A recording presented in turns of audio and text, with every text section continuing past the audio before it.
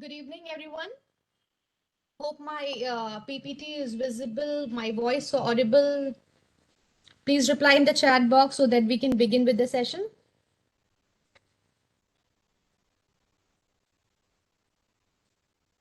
Okay. Hello everyone, and I welcome each one of you to this online session conducted by Patliputra Sahodaya today. And the topic for today's session is National Curriculum Framework 2023. It is indeed a very critical and crucial topic for we all educators, but ये भी समझना बहुत जरूरी है that it is an exhaustive thing that we are trying to cover in 1 hour. So सारी चीजें तो नहीं कवर हो पाएंगी, but कोशिश पूरी ये है कि एक सारांश, इसका एसेंस और इसकी जो नस है वो हम लोग समझने की कोशिश करें. So in the simplest of ways, कोई बिना किसी एजुकेशनल या टेक्निकल जार्गन के बिना इसको अपने माइंड में कैसे डिकोड करना है, इसका पूरा प्रयास रहेगा आज के सेशन में. और यहाँ से सीड्स आपको मिलेगा, बीज मिलेगा, जिसके ऊपर आप और ग्रो कर सकते हैं चीजों को. जिस चीज में आपको लगे कि इसमें क्लैरिटी नहीं है, उसके ऊपर आप पढ़ सकते हैं, समझ सकते हैं. बट ओवरऑल आपको एक पिक्चर इसकी समझ में आ जाएगी कि ये कोई बहुत टफ चीज नहीं है, और जो पैशनेट एडुकेटर्स हैं इनको उसको डिकोड करना कोई बहुत मुश्किल काम नहीं है. ये इसमें बहुत सारा कंटेंट है जिसको आज हम लोग कवर करने की कोशिश करेंगे. So let's begin the session without any further ado. सबसे पहले जो एक सवाल एडुकेटर्स का हमेशा जो आता है वो ये रहता है कि just a minute, just give me a second.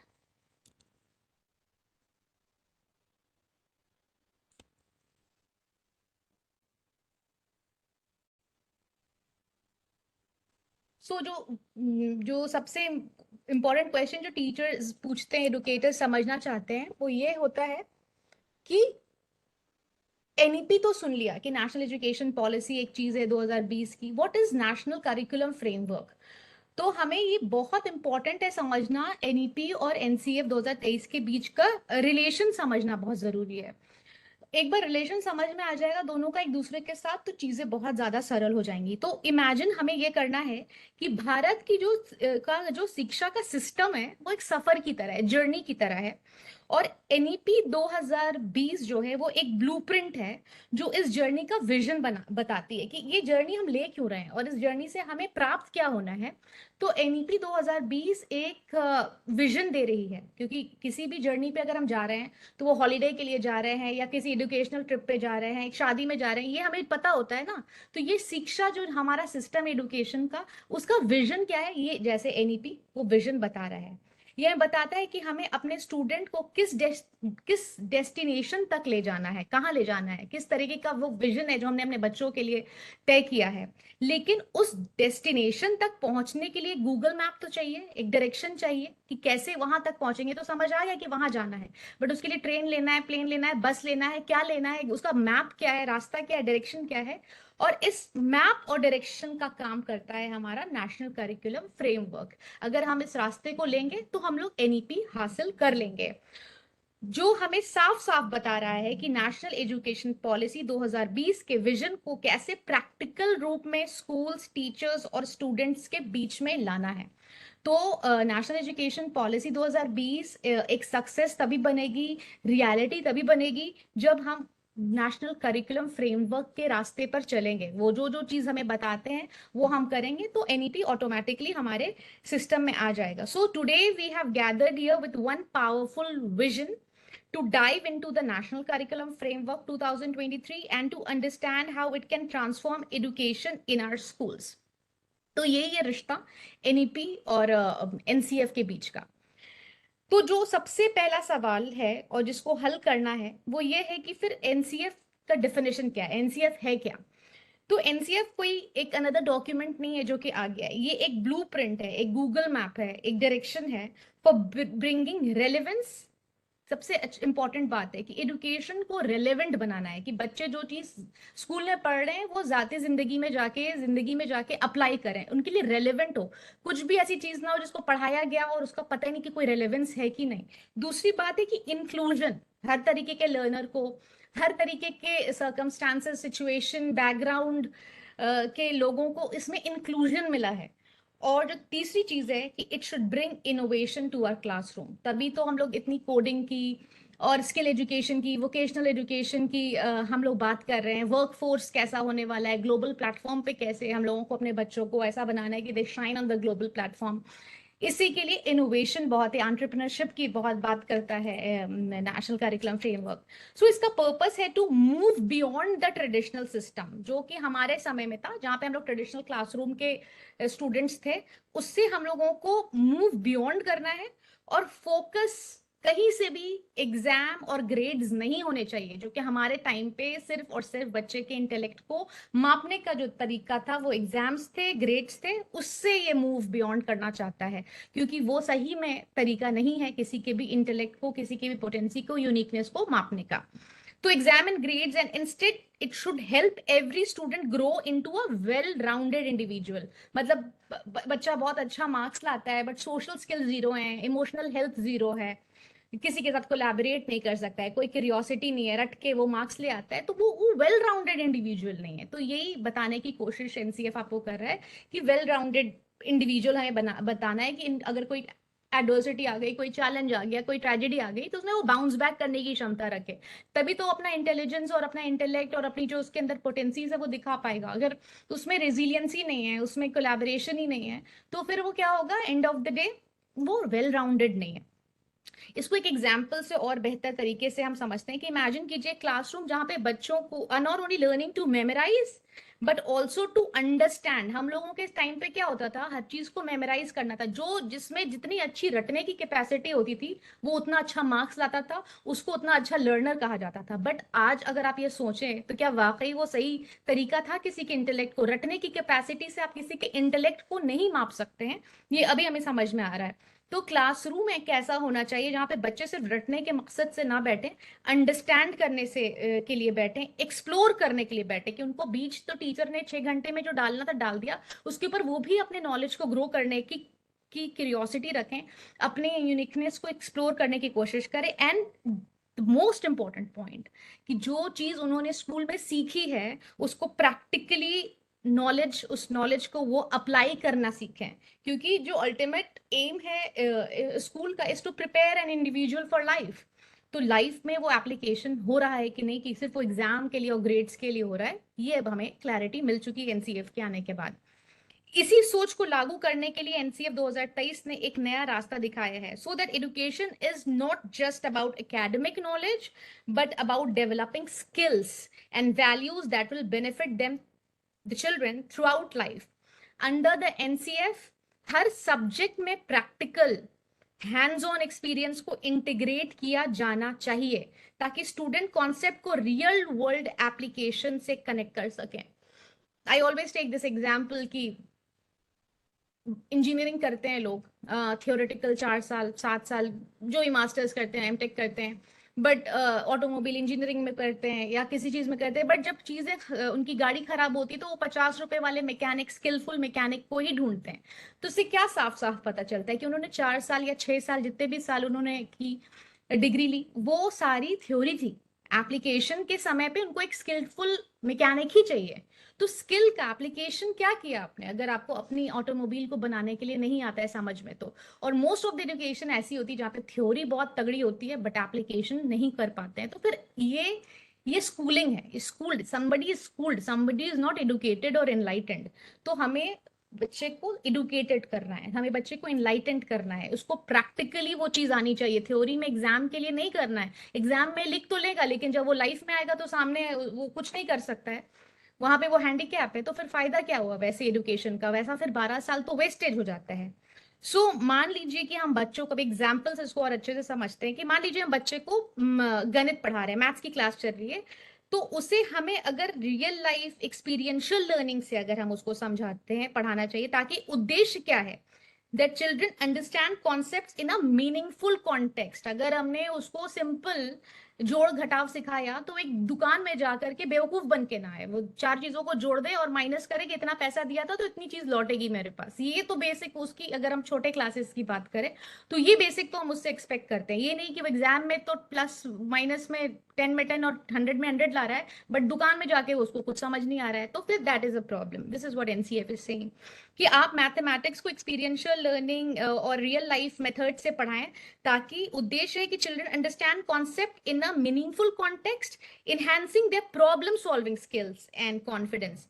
अब उदाहरण के तौर पे बच्चे को अगर हम फ्रैक्शन या मेजरमेंट पढ़ा रहे हैं, क्लास 4 में फ्रैक्शन इंट्रोड्यूस होता है, तो चैप्टर को पढ़ने के बाद वो ऐसा लर्निंग आउटकम अचीव कर ले, उसके उसकी जो लर्निंग आउटकम उसकी ये होनी चाहिए कि बच्चे को वो कोई आसान रेसिपी बना सके या इंग्रेडिएंट्स को मेजर कर सके। अगर केक बना रहा है तो वो 1/4 किसका लगेगा, 1/3 किसका लगेगा, ये वो समझ सके। 4 लोगों में अगर चीजों को बांटना है तो 1/3 क्या होता है, 3/4 क्या होता है, वो समझने लगे। ये नहीं कि उसके लिए 1/4 और 1/3 बस एक रटने वाली और एग्जाम में उल्टी करने वाली एक कॉन्सेप्ट बन के रह जाए। नहीं, वो ही शुड नो कि डिविजन और फ्रैक्शन में क्या एक दूसरे के साथ रिलेशन है। और ये हम लोग जब स्टूडेंट्स थे तो बहुत सारे चैप्टर्स ऐसे थे जो हम लोगों ने एग्जामिनेशन के लिए रट के पढ़ा है। हमने ऐसे भी स्टूडेंट्स को देखा है जो एग्जामिनेशन में फॉर्मूला याद कर लेते थे, रट लेते थे, या एग्जामिनेशन के सम्स याद कर लेते थे, और एग्जामिनेशन में अगर वो आ गया तो आ गया, नहीं तो फिर जीरो भी लाने को रेडी होते थे। तो ये क्या है, this is a very tragic kind of education system. अगर कोई मैथ्स को भी पढ़ रहा है तो एनसीएफ ने कहा नहीं भाई, ऐसा मत कीजिए बच्चों के साथ, फिर बच्चा कभी भी एडुकेटेड इनलाइटेड नहीं होगा, वो तो रिपल्सिव होगा एजुकेशन सिस्टम से। मैथ्स से फोबिया ऐसे ही इसीलिए होता है बच्चों को कि उनको समझ नहीं आती है, और जिनको समझ आती है उनके लिए मैथ्स से ज्यादा अच्छी कोई चीज नहीं है। तो अगर फ्रैक्शन पढ़ रहे हैं, प्रपोर्शन पढ़ रहे हैं, तो वो समझ सकें। अगर बच्चे को हम लोग जियोमेट्री पढ़ा रहे हैं तो सबसे इंपॉर्टेंट है उनको ये बताना कि रेलेवेंट है। बहुत सारे बच्चे ये बोलते हैं कि ज्योमेट्री क्यों पढ़ाया जाता है, अलजेब्रा क्यों पढ़ाया जाता है। तो अगर बच्चे को तो रेलेवेंस, आज के डेट में बच्चों को हर चीज का रेलेवेंस जानना है कि ये चीज क्यों हो रही है, उनको क्यों का जवाब चाहिए।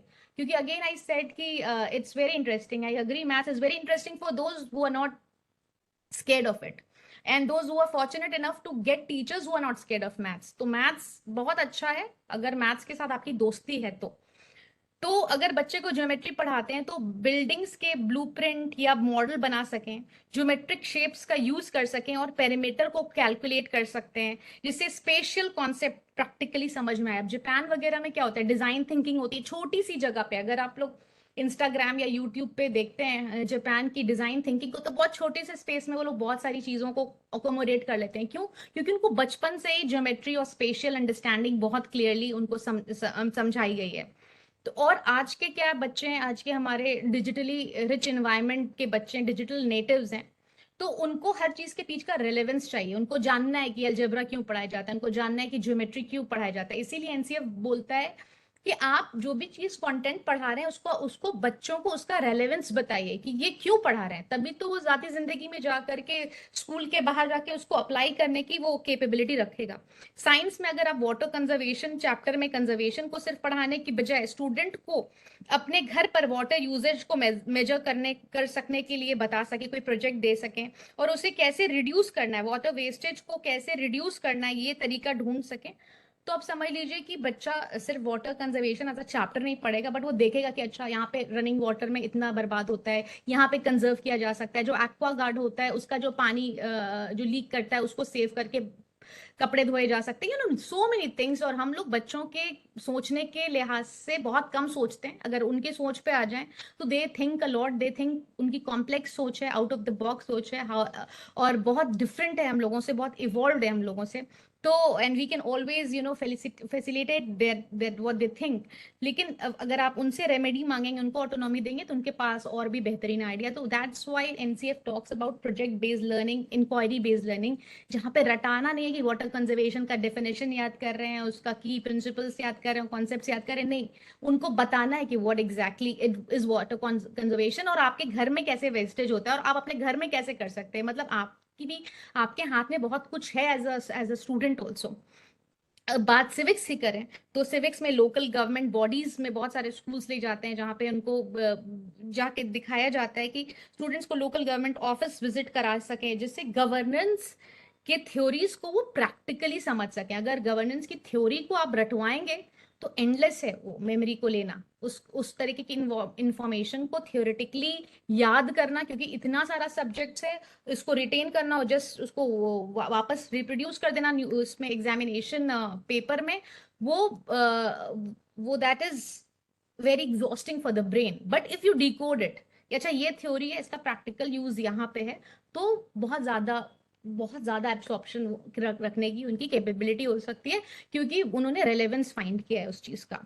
तो सारांश ये है कि एनसीएफ 2023 हमें प्रोवाइड करता है opportunity to make learning and engaging, कि बच्चा इंगेज हो। नहीं तो बच्चा क्लास में क्या होता है, आधा आगे के शुरुआती बच्चे सुनते हैं क्योंकि वो डर के मारे इंगेज है, बाकी उनका अटेंशन चला जाता है। इसीलिए बहुत जरूरी है बच्चों के लिए आज के डेट में, जो कि मोबाइल वाले बच्चे हैं, जिनको एंगेज करना और भी टफ है, क्योंकि उनके पास डोपामीन की का स्टैक है in the form of a mobile phone, तो हमें उनको एंगेज करना बहुत मुश्किल है।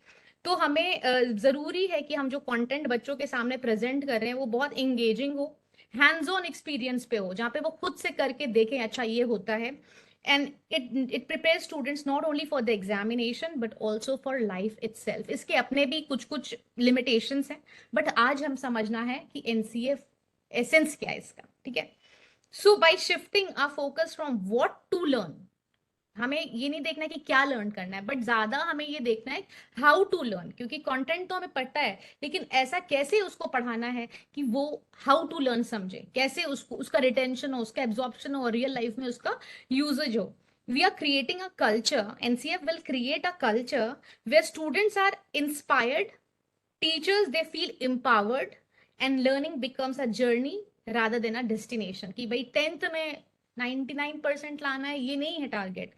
जो हर रोज जो चीज हो रही है, 6 स्टैंडर्ड में क्या हो रहा है, 7 स्टैंडर्ड में क्या हो रहा है, 8 स्टैंडर्ड में क्या हो रहा है, वो पूरी जो जर्नी है वो लर्निंग की जर्नी होनी चाहिए। ये नहीं कि 10th में 99% लाना है, वो टारगेट नहीं होना चाहिए। बट लर्निंग गैप्स नहीं होने चाहिए कि हमें 20% मेरे कोई चीज छूट गई, लर्निंग आउटकम मेरा अचीव नहीं हुआ। Learning outcome should be achieved, और यही लर्निंग आउटकम जो अचीव नहीं होता है, इसी में जो लर्निंग गैप होते हैं कि बच्चा 10th में जाके अच्छे मार्क्स नहीं ला पाता है, क्योंकि बेसिक चीजों में वो फंस जाता है। क्योंकि अब क्या है, 10th में आपका कॉम्पिटेंसी बेस्ड क्वेश्चन है, जहाँ पे कोई भी चीज रट के आप लिख नहीं सकते, आपका कॉन्सेप्ट पे क्लैरिटी होनी ही चाहिए, आपका लर्निंग आउटकम अचीव होना ही चाहिए, तभी जाकर आप कॉम्पिटेंसी बेस्ड क्वेश्चन को इजिली कर सकते हैं।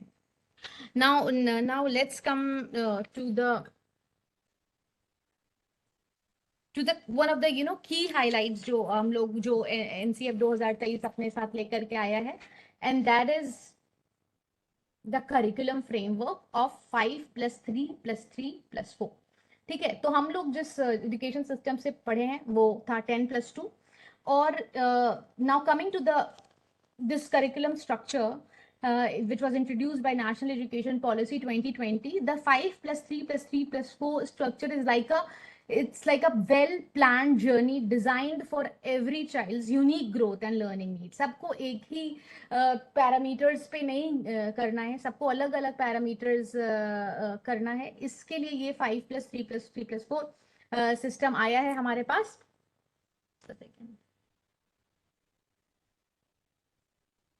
हाँ, ये शिक्षा प्रणाली बच्चों के विकास के, अब क्यों हम लोग सोचेंगे क्यों चेंज आया, क्यों 10+2 वाला क्यों खत्म सिस्टम हुआ, तो ये शिक्षा प्रणाली बच्चों के विकास के हर चरण को ध्यान में रखकर बनाया गया है। हर चरण को, ये नहीं किसी भी चीज को इसमें इग्नोर नहीं किया गया है। जो सबसे इंपॉर्टेंट बात है, जो कि आई ओपनर है, कि जो प्री स्कूल था इसको भी इनकॉम्पास किया गया है, क्योंकि 85% जो ब्रेन का डेवलपमेंट हो रहा है वो बच्चे का हो रहा है छोटी उम्र में। और वो छोटी उम्र में क्या है, बच्चे को गली गली के स्कूल में डाल दिया जा रहा है, जहाँ पे कोई करिकुलम की नहीं, जहाँ पे कोई टीचर की ट्रेनिंग नहीं, और बच्चे को कुछ भी सिखाया जा रहा है। तो आप सोचिए कि जो मेरे ब्रेन का 85% डेवलपमेंट है, मेरे जो कंट्री के सबसे महत्वपूर्ण पॉपुलेशन के ब्रेन का डेवलपमेंट है, वो बिना ट्रेनिंग के टीचर्स उसको सिखा रहे हैं, बिना करिकुलम के बच्चे को सिखाया जा रहा है। तो दैट्स व्हाई एनसीएफ ने उसको भी अपने अंतर्गत रखा है। So it's like a well plan. और ये इसमें क्या है, ये शिक्षा प्रणाली में बच्चों के विकास के हर चरण को ध्यान में रख करके बनाया गया, जहां शुरुआती वर्षों में खेल और मजेदार गतिविधियों के जरिए सीखने पर जोर दिया गया। क्योंकि अगर आप छोटे बच्चों को आप ये सोचेंगे कि इनको बैठ करके A for apple B for boy, तो वो हमारे जमाने की बात हो गई। आजकल के बच्चे 1 साल 2 साल के होते हैं तो वो यूट्यूब से खुद ही A for apple B for boy C for cat रट चुके होते हैं स्कूल जाने के पहले। तो स्कूल को वो परेशानी नहीं है वो कठिनाई नहीं है, उनकी उनकी जिम्मेदारी नहीं है कि वो ए फॉर एप्पल और बी फॉर बॉय करे, क्योंकि बच्चा वो यूट्यूब से सीख कर ही के जा रहा है, ये पहली चीज है। दूसरी बात है कि बच्चा अभी स्कूल में जा रहा है ताकि वो एक्टिविटी बेस्ड लर्निंग करे, मजेदार तरीके से, क्ले से, स्टोरी टेलिंग से, पोएम रिसिटेशन से, गा कर, क्योंकि आप उतने छोटे बच्चे को बैठा करके पढ़ा अगर रहे हैं तो वो रिटेंशन उसका तो नहीं हो रहा है, क्योंकि वो केपेबल ही नहीं है कि वो बैठ करके उतना कॉन्सेंट्रेशन के साथ एक एडल्ट की तरह पढ़ाई करे। तो उसको खेल कूद में मजेदार एक्टिविटीज के जरिए ही सिखाना बेस्ट होगा, तभी वो लाइफ लॉन्ग लर्नर होगा। नेक्स्ट कि वो स्कूल आना चाहेगा। अगर उसको लगेगा कि स्कूल एक बर्डनसम एक्सपीरियंस है, आई हैव सीन कि प्री स्कूल जो जो रोट लर्निंग पे चलते हैं वहां बच्चे रोते हैं आने के लिए, वो उनको तकलीफ होती है आने में, उनको लगता है कि यहाँ पे कुछ सिखाया जाएगा, यहाँ पे हम लोगों को बहुत कुछ देर बैठाया जाएगा, हमें जबरदस्ती लिखवाया जाएगा। तो इस तरीके से अगर कोई बच्चा रिपल्सिव हो जाता है एजुकेशन सिस्टम को लेकर के लिए, तो उसके लिए पूरा जो स्कूली जो उसकी जो लाइफ है ना, वो बहुत ज्यादा टायरसम हो जाएगी। तो हमें ये जो फर्स्ट 5 इयर्स है उसको बहुत फन बनाना है, ताकि बच्चे को लगे कि हम खेल कूद के एक्टिविटी बेस्ड के थ्रू ही सब कुछ समझ रहे हैं, और वो स्कूल को आना चाहे। तभी जब वो क्लास 1 में जाएगा, 2 में जाएगा, 3 में जाएगा, तो उसको स्कूल की तरफ एक लगाव हो, आने की रुचि हो उसकी। ये ना लगे कि स्कूल में नहीं जाना है, किसी बहुत खतरनाक जगह जाना है। इसी के लिए 5 वाले में भी बहुत काफी मॉड्यूलेशन है, जहाँ पे activity based learning and story telling, poem recitation and clay work and block making, तरह तरह की चीजें, सो दैट, क्योंकि ये चाइल्ड सेंटर्ड पॉलिसी है कि बच्चा कैसे पढ़ना चाहता है, ना कि हम कैसे पढ़ाना चाहते हैं। हमारा बस चले तो हम बच्चे को 2 साल में ही आइंस्टाइन बनाने की कोशिश करें, लेकिन जो बच्चे की कुवत नहीं है, कैपेबिलिटी नहीं है, उसके हिसाब से ही हमें बच्चे को करना है। सो NCF 2000 the NEP, it beautifully integrates early childhood education, ensuring that young minds are nurtured right from the start. आप जब तक आपकी जमीन उपजाऊ नहीं होगी, तब तक आप उसके ऊपर अच्छा अच्छा पेड़ कैसे लगाएंगे। इसलिए आपका जब तक 5 जो है, लेवल 5, द फाउंडेशनल स्टेज, वो उपजाऊ नहीं होगा, तो उसमें बड़े बड़े जो आप NEP के हम लोग सोच रहे हैं कि प्रोजेक्ट बेस्ड लर्निंग होगी और ग्लोबल प्लेटफॉर्म पे बच्चे शाइन करेंगे, उसकी नींव यहीं पर लेकी जाती है, जब बच्चे को हम लोग सही तरीके से स्टार्ट कराते हैं। जैसे जैसे बच्चे बड़े होते हैं, ये सिस्टम उन्हें 21st सेंचुरी के लिए जो जरूरी स्किल्स हैं, कौशल हैं, ज्ञान है, उससे वो लैस करती है। तो अभी तो बच्चे की फाउंडेशन क्या, लेकिन जैसे जैसे बच्चा बड़ा होता है तो हमें उन्हें 21st सेंचुरी के स्किल्स सेट सिखाने हैं, उनको बिल्कुल इक्विप बनाना है, उनके लिए वोकेशन डालना है, उनके लिए स्किल बेस्ड लर्निंग करनी है। So by moving away from the rigid 10+2 system, NEP 2020 creates a flexible and dynamic path, ensuring a strong foundation for life long learning. क्योंकि अल्टीमेट गोल है कि बच्चे को ऐसा कर देना है कि वो लाइफ लॉन्ग लर्निंग के लिए हमेशा ईगर रहे। एंड फॉस्टरिंग होलिस्टिक डेवलपमेंट, संपूर्ण विकास उसका बहुत ज्यादा जरूरी है, कि बच्चा बहुत सोशल स्किल्स उसके अंदर हैं, लेकिन वो इमोशनली अच्छा फील नहीं कर रहा है, ऐसा नहीं होना चाहिए। हमें देखना है कि बच्चा कंप्लीट वेल राउंडेड हो, कि हर उसका एस्पेक्ट को उसका हर एस्पेक्ट बैलेंस्ड हो। और इसी के लिए स्कूल्स में काउंसलर को मैंडेटरी किया है CBSE ने, कि काउंसलिंग बहुत जरूरी है। एक अनहैप्पी चाइल्ड कभी भी हैप्पी लर्नर नहीं बन सकता है, तो हमें काउंसलर, इसी के लिए यहाँ पे हमारा रोल बहुत इंपॉर्टेंट हो जाता है। और ये ना केवल पढ़ाई को रोचक बनाता है, ये जो सिस्टम है सिर्फ पढ़ाई को रोचक नहीं बनाता है, बल्कि बच्चों को आत्मनिर्भर बनाता है, कि वो इंडिपेंडेंट फील करें, ये नहीं लगे कि हमेशा किसी के ऊपर डिपेंडेंसी है। और क्रिएटिव भी बनाता है साथ में, ताकि वे अपने भविष्य को सफलतापूर्वक गुजार सकें। So that is there. Yeah so now let's come to the key highlights of NCF, जो कि हम लोग हमेशा इसके ऊपर चर्चा करते हैं, कि जिसके ऊपर अभी हम लोग ने चर्चा की भी, कि फाउंडेशनल जो स्टेज है, जहाँ पे हम लोग छोटे बच्चों की बात करते हैं, तो हमें ये देखना है कि जब बच्चे उस कैटेगरी में हैं, 5 वाले कैटेगरी में, जो फर्स्ट कैटेगरी में, तो उनको फाउंडेशनल लिटरेसी एंड न्यूमरेसी मिले। इंडिया एक ब्लैक होल में जा रहा है, जहां पर आप अगर क्लास 2 में जाएंगे तो बच्चा क्लास 2 की एज अप्रोप्रिएट इंग्लिश या हिंदी की किताब नहीं पढ़ पाता है। तो CBSE ने जिम्मेदारी ली अंडर द NEP, कि by the time kids are in class 3, they are able to do basic reading and writing and solve basic numeracy, that is called FLN. तो एफएलएन के ऊपर बहुत ज्यादा जोर है, और जो कि बहुत जरूरी है, क्योंकि अगर हम बच्चे को रीड करना नहीं सिखाएंगे तो वो सीखने के लिए रीड नहीं कर पाएंगे। हम लोग आज कोई भी चीज किस तरह से पढ़ पाते हैं, एक्सप्लोर कर पाते हैं, because we have the potential to read something. तो अगर बच्चे को रीडिंग ही नहीं आती है तो वो समझ लीजिए कि उसके लर्निंग का जो दरवाजा है वो क्लोज हो जाता है। सो ये बहुत ज्यादा एक क्रिटिकल इशू है कि we need to teach children how to read, and that two should be attained by the age when they are in class 3. So the FLN is very important. Primary level पे FLN को महत्वपूर्ण माना गया है according to the national curriculum framework, क्योंकि यही बच्चे की लर्निंग जर्नी का आधार बनता है। जाहिर सी बात है, अगर आधार ही नहीं है तो आगे वो पढ़ाई क्या करेगा। So we can think of it as a strong base. अगर बच्चा पहले सही से पढ़ना और समझना सीख ले तो आगे की पढ़ाई में उससे परेशानी बिल्कुल भी नहीं होगी। सिंपल सी बात है, बट ये हम टीचर्स का दायित्व है कि बच्चे जब छोटी उम्र में होते हैं, जब क्लास 3 तक, तो वो रीडिंग जान सकें। करेक्ट। दूसरा इस एनसीएफ का जो की हाईलाइट है वो है स्किल बेस्ड लर्निंग।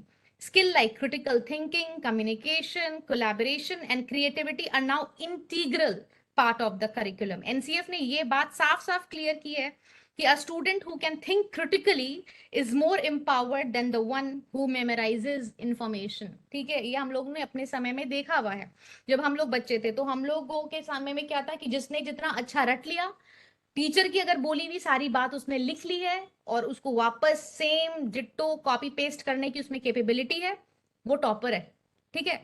और अगर क्रिटिकल थिंकर है तो वो सब क्या होता है, वो ये सब पता भी नहीं था कि क्रिटिकल थिंकिंग नाम जैसा भी कोई चीज होती है जिसको एक बाद में जाकर के एक स्किल माना जाएगा। So thank God that there has been a transformation in the education system where it has been said that a critical thinker is better than a person or a child who can memorize everything by heart। ठीक है।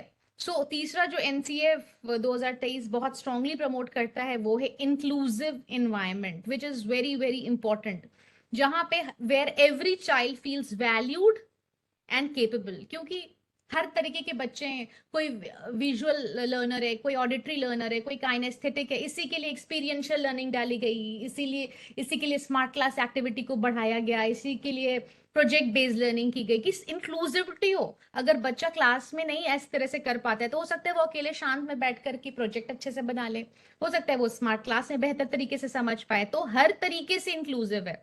एक तो ये learner के हिसाब से inclusive है, दूसरा जो उसको वैल्यू देना है, नो मैटर कि किस बैकग्राउंड से आता है, नो मैटर कि क्या उसके अंदर कमी है, दुनियावी कमी है, उसको अगर वो आपके क्लास में बैठा है अंडर अ सीबीएसई स्कूल, आपका दायित्व है कि वो सिर्फ अपनी पढ़ाई करे।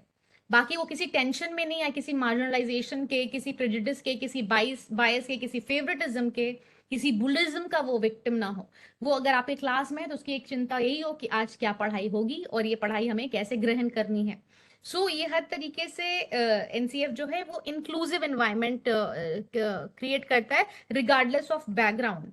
For instance, children with different learning needs should have adaptive learning resources to support their growth. For example, visual learners को वीडियो दिखाइए, चार्ट दिखाइए, काइनेस्थेटिक लर्नर्स को मॉडल्स आप सिखा सकते हैं दिखाकर, इंगेजिंग रोल प्ले करा सकते हैं, हैंड्स ऑन एक्टिविटी करा सकते हैं, के थ्रू पढ़ा सकते हैं। और चिल्ड्रन जिनको डिसेबिलिटी, क्योंकि इंक्लूसिव है तो उसमें डिसेबिलिटी वाले बच्चों को भी हमने किया है, मान ली डिसलेक्सिया है तो उसे मल्टी सेंसरी मेथड से पढ़ाइए, या फिर फोनिक्स ऐप से पढ़ाइए, या कलर कोडेड टेक्स्ट से पढ़ाइए, लेकिन इंक्लूसिव, इसमें सबके लिए जगह है। और ये अच्छी बात भी है क्योंकि हम लोग इसको एज एन एडुकेटर देख रहे हैं, जब हमारे सामने कोई ऑडियंस की तरह आ रहा है और हम ऑब्जेक्टिवली साक्षी भाव में देखें। लेकिन अगर इसको पेरेंट के तौर से देखें कि हमारा कोई बच्चा है जिसे डिसलेक्सिया है या ऑटिज्म है और उसको कोई इंक्लूड कर लेता है अपने सिस्टम में, तो सोचिए हम एज अ पेरेंट आपके लिए कितनी निजात की बात है। तो और बिल्कुल दुनिया गोल है, अगर हम जब किसी और के बच्चे को जिसको ऑटिज्म और डिसलेक्सिया है या एडीएचडी है उसको केटर करने की क्षमता रखते हैं in a classroom with whatever means we have, तो आप सोचिए कि ये इट्स अ फुल सर्कल। ठीक है। This is another thing that we want to talk about कि क्यों inclusivity, and if we can not ask the question why am I been given this child, because it can happen with anyone. और a challenge is always an opportunity for kindness।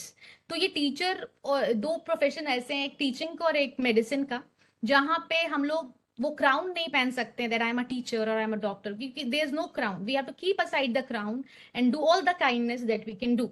ये this is the you know price that we have to pay for being an educator or a medicine, and which is very very good, क्योंकि इससे बेहतर कोई profession नहीं है. चौथा point है कि इस फ्रेमवर्क में इनकरेज किया जाता है कि student can think beyond the classroom. सिर्फ क्लासरूम में नहीं, तो वो कुएं के मेढक नहीं बनाने हैं.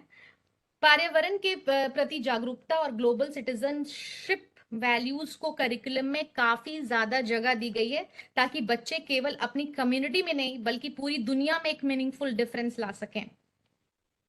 ठीक है, तो ये बहुत ज्यादा इंपॉर्टेंट है कि हमें ये देखना है कि बच्चे जो हैं वो क्लासरूम के विक्टिम्स ना हो, कि क्लासरूम में बहुत अच्छे हैं, क्लासरूम में टीचर के पपेट हैं, टीचर के सब कुछ है, लेकिन क्लासरूम के बाहर जाकर के उनको कुछ आइडिया नहीं है. नहीं, उनको बियॉन्ड द क्लासरूम हमें सक्षम बनाना है. Now, how NCF 2023 is designed for practical implementation.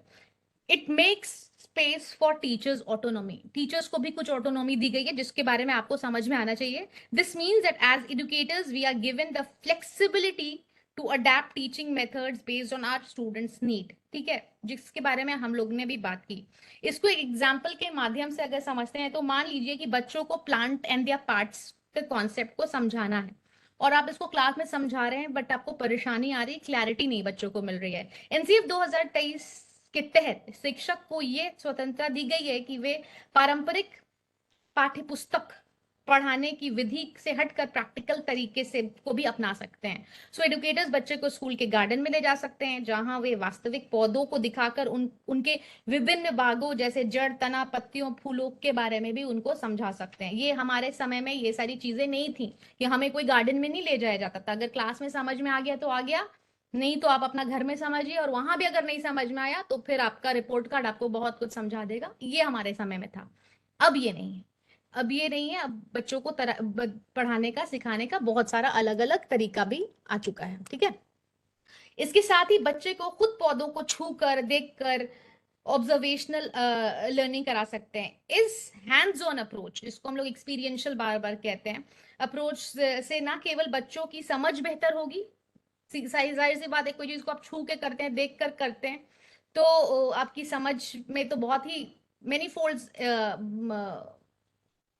इजाफा होता है, बल्कि उनके भीतर प्राकृतिक के प्रति सकारात्मक दृष्टिकोण भी विकसित होगा. जब तक आप बच्चों को गार्डन में, क्योंकि आजकल के बच्चे को गार्डन में ले कौन जाता है, तो एज अ टीचर अगर आप उनको पढ़ाने के माध्यम से गार्डन में ले जाते हैं तो उन्हें, क्योंकि हर इंसान के अंदर एक बीज होता है और वो बीज उस पेड़ से जरूर अट्रैक्ट होता है जिसका बीज उसमें होता है. ये बड़ी फिलोसफी की बात है, बट इसको समझने की कोशिश कीजिए. हर इंसान जो हम लोगों के बीच में, हम लोग किस चीज से आकर्षित होते हैं? उस चीज से ही आकर्षित होते हैं जिसका बीज हमारे अंदर होता है. तो मान लीजिए कि कोई बच्चा एनवायरमेंटलिस्ट बड़ा होकर बनना चाहता है, लेकिन तो आपने उसको एक सिचुएशन दी ना, कि आपने उसको एक गार्डन में ले गए जहां पे उसको आपने प्लांट से रूबरू होने का एक मौका दिया. तो वहां पे क्या होता है कि बच्चे के अंदर उसको समझ में आता है कि कैसे आप प्रकृति के प्रति आपका एक सकारात्मक दृष्टिकोण उसका होता है कि अरे ये कितना अच्छा एनवायरनमेंट है, इसको ऐसे कंजर्व करना चाहिए, इसको प्रिजर्व करना चाहिए, इसमें और हम लोग क्या कर सकते हैं, यहाँ पे कितना अच्छा है और इसकी वजह से एनवायरनमेंट को नुकसान हो रहा है. ये बीज कब बच्चे में बोया जाता है? इसी उम्र में बोया जाता है. ये जाके बड़े होकर जब वो कंठस्थ हो जाते हैं या वो पक्की मिट्टी हो जाते हैं तब नहीं होता है. इसकी जो बीज होती है बचपन में ही होती है, और आप जितना बच्चे को एक्सपोजर देते हैं उतना आप ये देख पाते हैं कि वो फ्यूचर में उसको और क्या क्या चीजें पसंद आएगी. बट वो एक्सपोजर देना भी तो जरूरी है. तो बच्चे को अगर आप इस तरीके से hands on learning, experiential learning कराते हैं और तरह तरह की जगह पे ले जाते हैं, तो आप उनकी रुचि, जो उनके अंदर जो सीड है, वो बाहर निकल के आता है. ठीक है, सो आज के सेशन का उद्देश्य है कि we break down each aspect of NEP 2023 and discuss NCF 2023 and discuss it with practical application in our classroom. अच्छा, इन टूल्स एंड स्ट्रेटजीज को अपनाकर हम इस फ्रेमवर्क को प्रैक्टिकली इंप्लीमेंट कर सकते हैं और बच्चों को लर्निंग एक्सपीरियंस के बेहतर बना सकते हैं. हमारा अल्टीमेट टारगेट तो यही है कि बच्चे के लर्निंग एक्सपीरियंस को बेहतर बनाया जा सके और वो बाद में इसको जाके लाइफ में इस्तेमाल कर सके. जैसे I always give this example of Agnipath. जब हम लोगों को स्कूल के समय पे अग्निपथ पढ़ाई गई थी, तो अग्निपथ को हम लोगों, जो हरिवंश राय बच्चन की है, अग्निपथ हम लोगों ने खूब रट्टा मारा, खूब ये किया, और उस टाइम सिर्फ वो एक रोट लर्निंग थी। लेकिन जब लाइफ में एक एज आई और लाइफ के चैलेंजेस मिले, रिजेक्शंस मिले, ट्रेजेडी हुई, चैलेंजेस आए, एडवर्सिटी हुई, तब अग्निपथ समझ में आया कि अच्छा ये अग्निपथ होता है, कि आग से एक भरा हुआ रास्ता होता है और आपके पास ऑप्शंस नहीं होते, still you have to walk. तो बहुत सारी चीज जो बचपन में सिखाई गई, पढ़ाई गई, अगर उसको आपको याद भी वो आ जाए कि ये पढ़ाया गया था, इसका एप्लीकेशन यहाँ है, इसका मतलब उस चैप्टर का लर्निंग आउटकम आपने अटेन कर लिया आज के डेट में भी। So this is there. now we will move on to the now this is very important to understand, and ये बहुत ज्यादा हम लोग इनकम्पास कर सकते हैं while teaching in the classroom। Gurukul system and decolonisation, ये जरूर समझने की कोशिश कीजिएगा, इससे बहुत ज्यादा हेल्प मिलती है अपने क्लासेस में। So imagine a new era of education for India. सोचिए एनईपी 2020 एक रोड मैप है जो भारत में एजुकेशन को एक नई दिशा देने का सपना देखता है। ये तो अभी समझ में आ गया कि एक न्यू बिगिनिंग है, ठीक है। और ये न्यू बिगिनिंग हम लोगों को और भी बेहतर तरीके से समझ में आएगी क्योंकि हम लोग ओल्ड विक्टिम हैं पुराने सिस्टम के भी, जहाँ पे things were not as they were not learner centered. तो एक ऐसा फ्यूचर इमेजिन जहां लर्निंग जॉयफुल है, मीनिंगफुल है, और बच्चों को असली जिंदगी के चैलेंजेस के लिए तैयार कर रहा है। क्योंकि कोरोना का समय भी एक समय था जहां पे ये समझ में आया कि बहुत अच्छा डिबेटर होना, ओरेटर होना, पोएम टेलिंग करना या रेसिटेशन करना या मैथमेटिशियन होना, ये सब चीज नहीं पे करेगी। जो आपको उस विपरीत परिस्थिति में भी खड़ा करने की क्षमता देगा वो आपके अंदर का रिजिलियंस है, कंपैशन है, कोलैबोरेशन है, आपके अंदर जो स्किल्स है वही आपको उस समय साथ देती है। आपकी थियोरेटिकल नॉलेज या आपकी कोई इस तरीके की एकेडमिक परफॉर्मेंसेस उस समय आपका हेल्प नहीं करती है। तो एनईपी 2020 हमें क्या चाहिए दिखाता है, और एनसीएफ 2023 वो कैसे मिलेगा इस पे काम करता है, एक स्टेप बाय स्टेप गाइड के रूप में, ठीक है। Just a minute. अगर हम अपने एजुकेशन के पास्ट में जाएं जहां पे हम लोग थे, तो एक सिस्टम था जो दुनिया भर में मशहूर था, द गुरुकुल सिस्टम, ठीक है। अभी यहाँ पे सब जानते होंगे गुरुकुल सिस्टम के बारे में। अब हम लोग इमेजिन करें कि द्रोणाचार्य एंड अर्जुन के बारे में, तो अर्जुन जो थे उन्होंने सिर्फ आर्चरी यानी कि आर्चरी करना नहीं सीखा था, उन्होंने अपने गुरु के गाइडेंस में डिसिप्लिन सीखा था, फोकस सीखा था, और लाइफ स्किल्स सीखी थी, और अक्वायर करने की क्षमता सीखी थी, जो उनके ओवरऑल डेवलपमेंट में जरूरी था। तभी Arjun became what Arjun became, because of the teacher. उसमें उनके अपने बहुत सारे गुण थे, बट उन्होंने टीचर से डिसिप्लिन, फोकस, डिसीजन लेना, प्रिसिशन, सब कुछ वहां से सीखा। वहां पे कोई एग्जामिनेशन उनका नहीं लिया जा रहा था, बट उनके साथ उठने बैठने से, उनके साथ रहने से वो बहुत कुछ सीख रहे थे। तो हम लोग कहते हैं ना, जो हम लोग बच्चे वो नहीं करते हैं जो हम उनको बोलते हैं, बच्चे वो करते हैं जो हम करते हैं, जो हम उनको डिमॉन्स्ट्रेट करते हैं। अगर हम बच्चे को बोलते हैं आप सॉफ्टली बोलिए, सॉफ्ट स्पोकन बोलिए, झूठ नहीं बोलिए, बट हम खुद ही बहुत हार्श स्पीकर है और हम खुद ही बहुत झूठ बोलते हैं, तो बच्चा ऑटोमेटिकली उसी चीज को पिक करेगा जो हम करते हैं, ना कि जो हम प्रीच करते हैं। तो in gurukul learning was not just about subject, but it was about shaping a character and a mindset. आज एनईपी यही कह रहा है, एनसीएफ हमें यही कह रहा है कि हमें बच्चों के कैरेक्टर और माइंडसेट के ऊपर काम करना है। तभी तो बार बार वैल्यूडिकेशन को इतना ज्यादा तवज्जो दिया जाता है, वैल्यूज एंड एथिक्स, इंटेग्रिटी को इतनी बात की जाती है। क्योंकि अगर मान लीजिए कि एक इंसान है जो deprived of ethics and integrity, और उसको एक बहुत हाई पोजीशन मिल जाती है एडमिनिस्ट्रेशन में, तो वो क्या करेगा, पूरे सिस्टम का वो नाश ही करेगा ना। तो इसी के लिए कैरेक्टर और माइंडसेट के ऊपर काम करना बहुत जरूरी। क्योंकि अगेन डीकोलोनाइजेशन की बात करें तो हमें फॉलोअर्स नहीं चाहिए कि जिनको जो बोला गया वो कर दें, हमें लीडर्स चाहिए। और लीडर अगर चाहिए तो लीडर का कैरेक्टर और माइंडसेट बिल्कुल दुरुस्त होना चाहिए, उसमें एथिक्स, इंटेग्रिटी, मोरालिटी होनी चाहिए। नहीं तो तभी वो सिस्टम को उस तरीके से चला सकेगा, नहीं तो सिस्टम क्या होगा, कोलैप्स कर जाएगा। आप एक सोचिए, एक बहुत ऊंची पोजीशन पे करप्ट ऑफिशियल बैठता है, वो पूरे के पूरे सिस्टम को खराब कर सकता है। इसी के लिए हमें जब when we are talking about making leaders, we are talking about making administrators and those people who can entrepreneurs, जो दूसरों को भी केटर कर सके, दूसरों को भी पुल कर सके, तो उनका एथिकली, उनका मॉरली, उनका कैरेक्टर, उनका माइंडसेट बिल्कुल 100% सेन होना चाहिए। और it should be people oriented, जहां पे वो सबका भला देखें, ना कि सिर्फ अपना अपना भला देखें। नहीं तो फिर वो विनाश के लिए वो बिल्कुल रेडी है। तो टीचर और स्टूडेंट के बीच में एक डीप कनेक्शन हुआ करता था गुरुकुल सिस्टम में, जिसमें गुरु सिर्फ ध्यान देने वाले नहीं बल्कि एक रोल मॉडल और मेंटोर भी होते थे। एनईपी 2020 और एनसीएफ 2023 इसी एसेंस को वापस लाने की कोशिश कर रहे हैं। ठीक है, मॉडर्न क्लासरूम्स में टीचर्स का रोल सिर्फ टेक्स्ट बुक पढ़ाना नहीं है कि हमने आए और एक chapter stand up, read this chapter and it's done. They are seen as mentors, now we are seen. हमारा रोल बदला है क्योंकि अभी अभी आज के दौर में इंटरनेट के आने के बाद, सोशल मीडिया के आने के बाद, यूट्यूब आने के बाद ऐसा नहीं है कि हम ही लोग सब कुछ हैं, कि हम ही से नॉलेज मिलेगा। हमारे समय में क्या होता था, teacher was the only source of knowledge. अगर हमें बायो में, हिस्ट्री में कोई दिक्कत आई तो हम लोग वेट करते थे स्टाफ रूम के बाहर कि टीचर आएंगी तो उनसे जरा सा डाउट पूछेंगे। आज की डेट में अगर बच्चे को डाउट होगा तो they have got all the resources they can ask. तो हमारा रोल बदला है, लेकिन हमारा रोल और भी क्रिटिकल हो गया, जहां पे हमें मेंटोर्स बनना है, गाइड्स बनना है, जो स्टूडेंट को सिर्फ एकेडमिक्स नहीं बल्कि उनकी पर्सनल ग्रोथ में भी मदद करते हैं।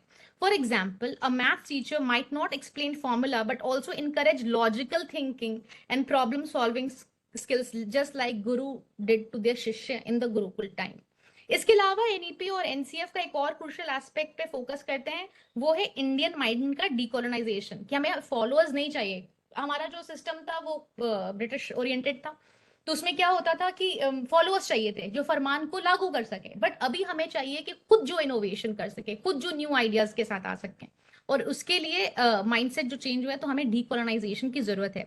सोचिए कितने समय से हमारा education system British colonial legacy को फॉलो करता आया है, जिसमें हमें वेस्टर्न कॉन्सेप्ट्स और वैल्यूज को ही सुपीरियर समझते हैं। ऐसा बिल्कुल है कि हम लोग ज्यादा सुपीरियर उसको समझते हैं, but now it's time to rediscover our roots.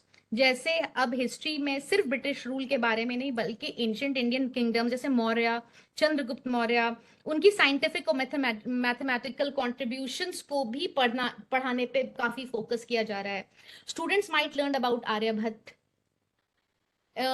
और उस टाइम के जितने भी कंट्रीब्यूटर्स थे, या फिर इंडिया के diverse tradition of folk art forms के बारे में भी हम लोग को ज्यादा से ज्यादा बच्चों के सामने फोकस करना, बिकॉज सक्सेसफुल वही बच्चा होता है जो अपने रूट्स को लेकर के प्राइड लेता है, कि हम लोगों का जो रूट्स है वो खुद ही बहुत रिच है, उसमें ही बहुत प्राइड लेना है, तभी वो अपरूटेड नहीं होता है, तभी वो उसकी जब जड़ें मजबूत होती हैं तो कोई भी स्टॉर्म उसको हिला नहीं सकता है। This is what NCF is saying.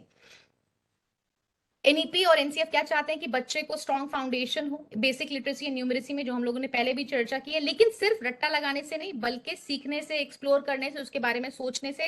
जैसे छोटे बच्चे के लिए प्ले बेस्ड लर्निंग हम लोग रखते हैं उस दौर में, जब 5 इयर्स वाले स्पैन में, तो इमेजिन कीजिए कि वो शेप्स और कलर्स और गेम्स के जरिए समझते हैं हर चीज को। और बड़े बच्चे को इन्वायरमेंट पे प्रोजेक्ट बनाया जाए, सोल्यूशन ढूंढा जाए, अपनी क्रिएटिव और क्रिटिकल थिंकिंग को तभी डेवलप कर सकते हैं। This is what NCF 2023 is saying.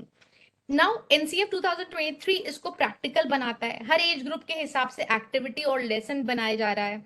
Nursery को छोटे बच्चों के लिए पेंटिंग, स्टोरी टेलिंग सेशंस होंगे, जिससे उनकी इमेजिनेशन और लैंग्वेज स्किल्स डेवलप हो सके, क्योंकि यही समय होता है जब बच्चे का इमेजिनेशन और लैंग्वेज स्किल्स डेवलप हो सकता है। और बड़े बच्चों के लिए क्या करना है, हैंड्स ऑन एक्सपेरिमेंट्स, सिर्फ थ्योरी नहीं, क्रिटिकल प्रैक्टिकल नॉलेज भी देना हमारा रोल है। एक और चीज जो एनईपी और एनसीएफ को खास बनाती है वो है इंडिया की डाइवर्सिटी को सेलिब्रेट करना। इंडिया एक लौता ऐसा वतन है जहां इतनी ज्यादा डाइवर्सिटी है। तो आप इमेजिन करिए अगर नॉर्थ ईस्ट के स्टूडेंट्स अपने लोकल फेस्टिवल्स को, जो कि एनसीईआरटी की बुक्स करती भी हैं, और राजस्थान के बच्चे अपने कल्चरल हेरिटेज के प्रोजेक्ट्स को शेयर कर सके, तो सोचिए उनको अपने रूट्स की कितनी आइडेंटिटी को स्ट्रेंथन कर पाएंगे वो। और हर रीजन की यूनिक नॉलेज और कल्चर को हम लोग इंक्लूड कर पाएंगे। करने से हर बच्चे को अपनी इंडिविजुअलिटी और कल्चर पे गर्व महसूस होगा। और बहुत जरूरी होता है कॉन्फिडेंस के लिए अपने रूट्स के ऊपर रिसर्च करना, अपने रूट्स को समझना। आप देखिएगा जो भी लोग बहुत सक्सेसफुल होते हैं, they know about from where they have come and they know very small details about their roots. So end goal यही है कि हर बच्चे का बैकग्राउंड वैल्यूड हो और वो एक थॉटफुल और स्किल्ड इंडिविजुअल बन सके। इस पूरी जर्नी में टीचर सिर्फ नॉलेज देने वाले नहीं बल्कि गाइड और मेंटोर हो, फैसिलिटेटर हो। और एनसीएफ एसेंशियली एनईपी के सपने को एक डेली रियलिटी में बदलने का प्रयास है, जिसमें स्टूडेंट और टीचर दोनों के लिए प्रैक्टिकल और रिलेवेंट लर्निंग एक्सपीरियंस डिजाइन किए गए हैं। ठीक है, सो this is Gurukul system. Next is rootedness to Indian knowledge and cultural awareness. ये this can be incorporated in lot of your projects, in your holiday homeworks, in your question papers. Now NCF 2023 जो है इसको बिल्कुल सुनिएगा और आसानी से समझिएगा, बहुत बहुत ही इजी टॉपिक पॉइंट है ये। NCF 2023 जो है वो डायरेक्टली हाईलाइट करता है importance of embedding India's rich culture heritage into education. ठीक है, हम लोग हिंदुस्तानी है, हमें बहुत जरूरी है समझना कि हिंदुस्तान के रूट्स क्या हैं। ठीक है, और सक्सेस का जो मंत्र होता है we need to have very strong roots. आपने देखा है ना कि जो पेड़ के बहुत ज्यादा स्ट्रॉन्ग रूट्स होते हैं उनको किसी भी चीज का डर नहीं होता है, लेकिन हल्की सी जो एडवर्सिटी से, चैलेंज से जो चीज हिल के उखड़ जाए, यानी कि उसके रूट्स में ही प्रॉब्लम है। सो दैट्स वाई वही टेकिंग इन्फ्लुएंस फ्रॉम दैट हमें अपने रूट्स पे काम करना है। सोचिए हमारे बच्चों को एक ऐसा करिकुलम एनसीएफ दे रहा है जहाँ इंडिया की सांस्कृतिक विरासत को सेलिब्रेट करने का पूरा पूरा मौका मिल रहा है। क्लासरूम में ट्रेडिशनल आर्ट जैसे मधुबनी पेंटिंग, वर्ली आर्ट, कलमकारी के प्रैक्टिकल एक्टिविटीज हम लोग करा सकते हैं। लिटरेचर में मुंशी प्रेमचंद, कबीर के दोहे डिस्कस किए जा सकते हैं। आप ये सोचिए कि किस तरीके का नॉलेज हम लोग देते हैं। This can be incorporate not in the syllabus, but हम लोग जो बाकी चीजें देते हैं, दिवाली के होमवर्क देते हैं, समर वेकेशन देते हैं, प्रोजेक्ट देते हैं, इसमें इंडियन कॉन्टेक्स्ट से जरूर लिया जाए, जिससे स्टूडेंट को अपने देश के लिटरेचर और फोक क्लोर की यूनिकनेस, रिचनेस समझ में आए। लोकल क्राफ्ट्स भी इंट्रोड्यूस किए जा सकते हैं जैसे पॉटरी, वीविंग, ताकि बच्चे अपने देश की डाइवर्सिटी और कल्चरल यूनिकनेस पे गर्व कर सकें। एनसीएफ 2023 है कहता है कि ऐसी लर्निंग से बच्चों में अपनी कल्चरल आइडेंटिटी और अपने रूट्स के प्रति इज्जत और प्राइड डेवलप होगी। और आज के बच्चों को अपने घर में अपने रिलेटिव्स के नाम नहीं पता रहते हैं, अपने रूट्स के बारे में नहीं पता रहते हैं। तो ये हमारा दायित्व है, क्योंकि हमारा रोल डिफरेंट हुआ है। एज आई सेड कि हम लोग इन्फॉर्मेशन का एक लौता सोर्स अब नहीं है एजुकेटर्स, बट हमारा रोल और भी ज्यादा क्रिटिकल हुआ है, क्योंकि हमें ये इस चीज को किंडल करना है कि बच्चे अपने रूट्स को समझें। जब वो अपने रूट्स को समझेंगे तो वो हर चीज को समझेंगे। बहुत सारी प्रॉब्लम्स जो एज पेरेंट्स हमारे सामने आती है, एज एजुकेटर्स हमारे सामने आती है, वो सॉल्व होगी। Now inclusion of India's knowledge system, ये बहुत इंपॉर्टेंट एक पॉइंट है। एनसीएफ 2023 का एक और जो मेजर फोकस है वो है इंडियन नॉलेज सिस्टम को वापस लाना।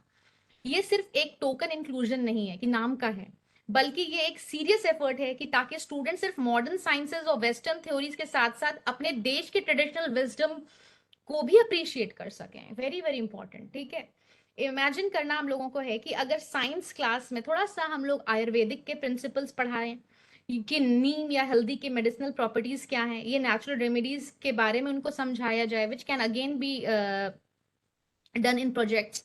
ये सिर्फ हेल्थ के लिए नहीं बल्कि स्टूडेंट्स के थिंकिंग को भी ब्रॉडन करेगा। और इंडिजिनस जो लोकल नॉलेज है, क्योंकि जाहिर सी बात है, वो कहते हैं ना चैरिटी बिगिंस एट होम, मतलब अपनी लोकल प्रॉब्लम्स को तो बच्चा समझेगा तब तो जाके बड़े बड़े ग्लोबल प्रॉब्लम्स को वो समझेगा, बीबीसी और सीएनएन देखने लायक बनेगा। जब उसको लोकल पकड़ तो होनी चाहिए, तो वो लोकल पकड़ यहीं से आएगी जो उसका अपना है, इंडिजिनस है, उसकी समझ उसको हो। तो और इंडिजिनस नॉलेज के प्रति डेवलप करता है। हिस्ट्री और रीजनल क्राफ्ट्स जैसे वीविंग हो, फोक आर्ट को भी वो इंक्लूड करना हो। राजस्थान का जैसे ब्लॉक प्रिंटिंग है या उड़ीसा का पत्ता चित्र है, ये स्टूडेंट्स को लोकल ट्रेडिशनल स्किल के प्रति अवेयरनेस और रिस्पेक्ट सिखाना बहुत जरूरी है, क्योंकि ये हमारी चीजें हैं। ठीक है, नेक्स्ट मल्टीलिंगुअल लर्निंग, ये बहुत इंपॉर्टेंट पॉइंट है, उसे एडुकेटर्स बहुत ज्यादा इस पे सवाल पूछते हैं। तो एनसीएफ 2023 जो है वो मल्टीलिंगुअल लर्निंग को प्रमोट भी करता है।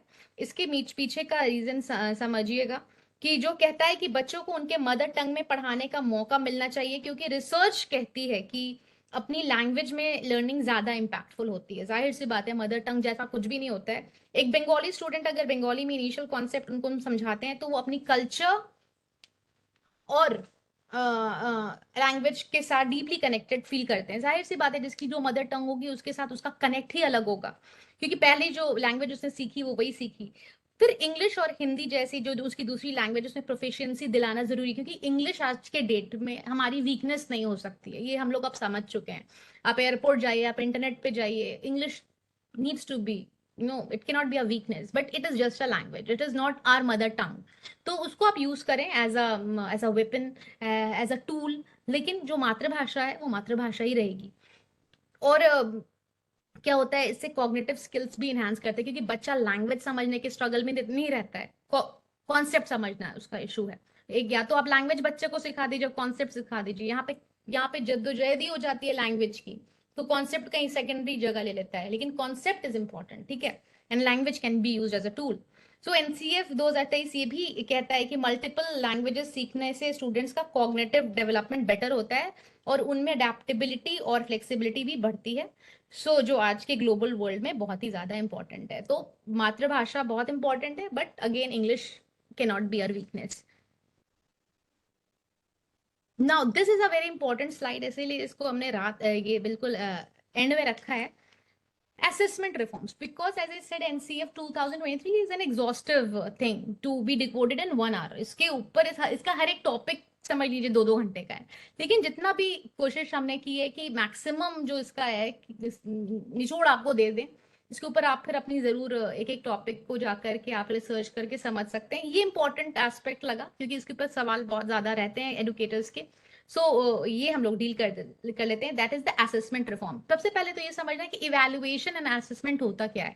एक पौधा हम लोग घर लेकर के आते हैं, नर्सरी में बहुत अच्छा लगता है, लेकिन घर में लाते हैं तो वो मुरझाने लगता है, तो हम लोग नर्सरी वाले को फोन करके पूछते हैं कि क्या करना है इसका, क्यों ये मुरझा गया, वहां नर्सरी में तो बड़ा अच्छा लग रहा था। तो उसको वो बताता है आपने पानी दे दिया होगा, या आपने धूप में रख दिया होगा, या इसको ऐसे करना है वैसे करना है। तो हम लोग क्या करते हैं, कभी इसको धूप में रखते हैं, कभी छांव में रखते हैं, कभी पानी नहीं डालते, कभी पानी डालते हैं, कुछ भी करते हैं, लेकिन कोशिश क्या है कि वो पौधा उग जाए, ठीक है। हम उसको फेंकते नहीं है, दैट इज असेसमेंट। लेकिन अगर हमने नर्सरी फोन किया और बोला कि आपने जो पौधा दिया था वो खराब हो गया, और आप उसको जाकर के कूड़ेदान में फेंक देते हैं, दैट इज इवैल्यूएशन। कि आपने इवैल्यूएट कर दिया कि इस प्लांट का कुछ नहीं हो सकता है। और असेसमेंट क्या होता है कि आप उसके लिए ट्यूनिंग करते रहते हैं तब तक कि वो खेले नहीं। यही डिफरेंस है। हमारे समय में क्या होता था, evaluation, the child is good for nothing, you should go to some other school, ठीक है, ये this school is too good for you. That was evaluation. Assessment है कि where am I going wrong, बच्चा क्यों नहीं पढ़ पा रहा है, जरूर मेरे मेथड को ऊपर नीचे करने की जरूरत है। तो दैट इज असेसमेंट। तो अब हम लोग इवैल्यूएशन पे नहीं, हम लोग असेसमेंट पे, कंटिन्यूअस असेसमेंट पे बात करते हैं, ठीक है। सो कॉम्पिटेंसी बेस्ड क्वेश्चन पेपर्स है ना। अब हमें कॉम्पिटेंसी बेस्ड क्वेश्चन पेपर्स आपने सुना होगा कि बनाना रहता है, और 10th में कॉम्पिटेंसी बेस्ड क्वेश्चन आता है। तो इमेजिन अब स्टूडेंट को सिर्फ रट्टा मारने के बेसिस पर मार्क्स नहीं मिलेंगे, ठीक है, thank God. Competency based question papers का फोकस ये है कि स्टूडेंट्स को उनके कॉन्सेप्ट और स्किल्स पे टेस्ट किया जाता है एनसीएफ के द्वारा, ना कि रोट लर्निंग पे। अब मैथ्स के क्वेश्चंस में ऐसे प्रॉब्लम होते हैं जो रियल लाइफ सिचुएशन को एड्रेस करते हैं, जैसे बजट मैनेज करना या डिस्टेंस कैलकुलेट करना, जो उनकी अंडरस्टैंडिंग को टेस्ट करते हैं, ना कि उनकी मेमोरी को। अच्छी मेमोरी का मतलब अच्छी अंडरस्टैंडिंग नहीं होती है। बहुत सारे लोगों की मेमोरी बहुत अच्छी होती है बट अंडरस्टैंडिंग अच्छी नहीं होती है। अंडरस्टैंड करना जरूरी है ताकि वो एप्लीकेशन के योग्य भी बने। Now sample papers with case based and application oriented questions. और सीधा जाके 10th में आप ये नहीं करा सकते, इसकी छोटी छोटी प्रिपरेशन छोटे क्लास से ही देनी है, ताकि बच्चे के लिए 10th का पेपर एक बॉम्ब के जैसा ना गिरे, ठीक है, उनके लिए बॉम्ब ना गिरे, उनको छोटी छोटी ट्रेनिंग देनी पड़ती है। तो ये आप हॉलीडे होमवर्क में, क्वेश्चन पेपर्स में, एफए में, यूटी में, मिड टर्म में, कहीं पे भी जरूर डालें ये सारी चीजें छोटी छोटी मार्क्स में। जब देखें कि वो बच्चा उसको कर पा रहा है, फिर थोड़ा सा उसका मार्क्स बढ़ा दें। सो अब स्टूडेंट्स को केस स्टडीज और रियल लाइफ एप्लीकेशन के बेसिस पे क्वेश्चंस आते हैं। फॉर एग्जांपल एक साइंस क्वेश्चन में स्टूडेंट से पूछा जा सकता है कि अगर एक पोल्यूटेड रिवर का ट्रीटमेंट प्लान बनाना है तो वो क्या स्टेप सजेस्ट करेंगे। इससे स्टूडेंट्स को ये अपॉर्चुनिटी मिलती है कि वो अपने थियोरिटिकल नॉलेज को रियल सिचुएशन में अप्लाई कर सके, ना कि ये नहीं कि व्हाट इज ट्रीटमेंट प्लान का डिफिनेशन लिखिए, नहीं, आपसे ऑटोनॉमी दी गई है, आपकी अंडरस्टैंडिंग चेक की जा रही है, आपकी मेमोरी नहीं। Classroom activity based assessment. अब क्लासरूम्स में थ्योरी के साथ साथ एक्टिविटीज भी होती हैं जो स्टूडेंट्स की अंडरस्टैंडिंग को मेजर करती हैं। जैसे एक हिस्ट्री की क्लास में स्टूडेंट्स से कहा जा सकता है कि वो एक स्मॉल स्किट बनाए, छोटा सा ड्रामा बनाए एंशियंट सिविलाइजेशन पे, या फिर साइंस में उन्हें हैंड्स ऑन एक्सपेरिमेंट्स दिए जाएंगे जो उनके कॉन्सेप्ट्स को प्रैक्टिकली टेस्ट करें। ये असेसमेंट सिर्फ मार्क्स के लिए नहीं बल्कि एक्चुअल लर्निंग के लिए डिजाइन किए जाएंगे, ठीक है, कि actual learning, because I said this is not a destination to reach, this is a journey. कि ये नहीं है कि एक फाइनल टर्म में आ गया, नहीं, आपके पूरे साल में आपकी लर्निंग कैसी है, continuous assessment. Then holistic report card, आपने एचपीसी के बारे में सुना होगा, holistic 360 degree report card. NCF 2023 का एक और अमेजिंग जो फीचर है वो है होलिस्टिक 360 डिग्री रिपोर्ट कार्ड। अब स्टूडेंट को सिर्फ एकेडमिक्स के बेसिस पे जज नहीं किया जाएगा बल्कि उनके ओवरऑल डेवलपमेंट को भी कंसिडर किया जाएगा, जैसे उनका सोशल स्किल्स कैसा है, उनका इमोशनल इंटेलिजेंस कैसा है, वो टीम वर्क करते हैं कैसा, उनकी क्रिटिकल थिंकिंग कैसी है। और पेरेंट्स को एक कॉम्प्रिहेंसिव फीडबैक मिलेगा कि उनका बच्चा किस एरिया में स्ट्रांग है और उनको किस एरिया में इंप्रूवमेंट की जरूरत है, ठीक है। और पहले हमारे टाइम में क्या होता था, मार्क्स ही सब कुछ था। तो मार्क्स बहुत अच्छा इंडिकेटर है, बट हो सकता है क्लास में बच्चा बहुत बड़ा बुली हो, सबको तंग करता हो, तो फिर उसके ऊपर काम कैसे होगा? एरिया ऑफ इंप्रूवमेंट तो रिपोर्ट कार्ड बता ही नहीं रहा है। हो सकता है कि वो आगे जाके और भी बदमाशी करे, एग्रेशन हो उसके अंदर, बट मार्क्स अच्छे आ रहे हैं। या हो सकता है कि बहुत ही टिमिड हो, बिल्कुल कहीं नहीं दिखता, जैसे पढ़ाई करता हो, वेल राउंडेड नहीं हो। तो सारी चीज पेरेंट्स को पता होनी चाहिए कि हमें बच्चे के ऊपर काम करना क्या है, क्योंकि ये हमारे देश का भविष्य है। It can not be taken lightly. Now integration of digital learning tool, technology का रोल अब क्लासरूम्स में काफी इनहांस हो रहा है। ये it's a policy backed up by technology, तो इसका तो बहुत ही रोल इनहांस होगा। There is no looking back. जिनको भी टेक्नोलॉजी से थोड़ी सी भी परेशानी है, just understand this is not gonna go. Technology is here to stay, ठीक है। तो अब ऐसे डिजिटल टूल्स इंट्रोड्यूस हो रहे हैं जो स्टूडेंट्स की लर्निंग को इंटरैक्टिव बनाते हैं, इंगेजिंग बनाते हैं। फॉर एग्जाम्पल वर्चुअल लैब्स, ये आपका Atal tinkering lab is there. Virtual lab जिसमें स्टूडेंट सेफ एनवायरनमेंट में एक्सपेरिमेंट करते हैं, या फिर आर्टिफिशियल इंटेलिजेंस बेस्ड टूल्स जो उनके परफॉर्मेंस को ट्रैक करके पर्सनलाइज फीडबैक दे सकते हैं। इससे बच्चों का इंटरेस्ट और एंगेजमेंट दोनों बढ़ता है। देन टीचर्स ट्रेनिंग वर्कशॉप जो हम लोग अभी कर रहे हैं। अब टीचर्स को कैसे पता चलेगा कि क्या क्या चेंजेस एनसीएफ लेकर के आए, जब तक कि वो वर्कशॉप अटेंड नहीं करेंगे? क्योंकि टीचर्स के पास ऑब्वियसली डेडलाइंस हैं, रिपोर्ट कार्ड है, क्लास का मैनेजमेंट है, टेस्टिंग है। Teachers are overburdened. तो उनको कैसे पता चलेगा कि एनसीएफ क्या लेकर के आया है? ये तभी लेकर के आएगा जब आपको थोड़ा 1 घंटा 4 बजे देना पड़ेगा, ये समझने के लिए कि क्या क्या चीजें आई हैं। तो टीचर्स को भी नए सिस्टम के हिसाब से ट्रेनिंग मिल रही है।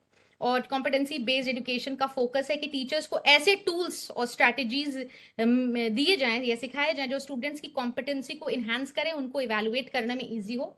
वर्कशॉप्स में टीचर्स को teaching methods, critical thinking exercises और स्टूडेंट सेंटर्ड लर्निंग मटेरियल जरूर समझाया जाए कि कैसे हम लोग टीचर्स की कैसे हम मदद करेंगे। अगर हम कोई कोई कोई चीज तभी कर सकता है जब उसको टूल दिया जाए, उसको स्ट्रैटेजीज दी जाए। So these sessions they help, because सारी डॉक्यूमेंट्स को, सारे जो जो चीज एनसीएफ या एनईपी लेकर आती है, हम लोग उसको कोशिश करते हैं कि आप तक बिल्कुल पहुंचा सके, ताकि ऐड कर सके वैल्यू आपकी ऑलरेडी एडेड वैल्यू में। कैपेसिटी बिल्डिंग इसीलिए कहते हैं कि कैपेसिटी है, उसके ऊपर थोड़ा सा और बिल्ड, अभी ये पॉलिसी क्या कहती है, ये फ्रेमवर्क क्या कहता है, how can you do it. So दूसरा है कि multiple and attempts and flexible board system भी बनाया गया है, जहाँ पे बच्चों को बोर्ड्स देने का मौका मिलेगा एक बार और। ये इसके ऊपर ज्यादा चर्चा नहीं करते क्योंकि इसके ऊपर अभी आगे कोई बात हुई नहीं है। जब होगी तो ये भी हमें समझ में आ जाएगा। So I think this is the end of my session. Thank you very very much. NCF अपने आप में बहुत बड़ी एक चीज है। 1 घंटे में जितना information I thought will add value to you all, I have said everything. इसको इसमें बहुत सारे और भी एस्पेक्ट्स हैं which I will try to cover in the future trainings. और थैंक यू सो मच। इतना सारा कंटेंट था कि I had to rush, but I've been reading all your comments all along, and all your good comments, they act as a motivator, और यही push करता है कि that I bring something to you that really helps you. कि सिर्फ training एक नाम की ट्रेनिंग ना रहे कि 1 घंटा हमें चाहिए था तो हुआ। कुछ आप लेकर जाएं यहाँ से, और आप लेकर जाएं और वो बच्चों तक पहुंचे। तो thank you very very much for all the beautiful comments, and I'll come up with something more informative in the next session. Thank you so much. I'll take your leave now.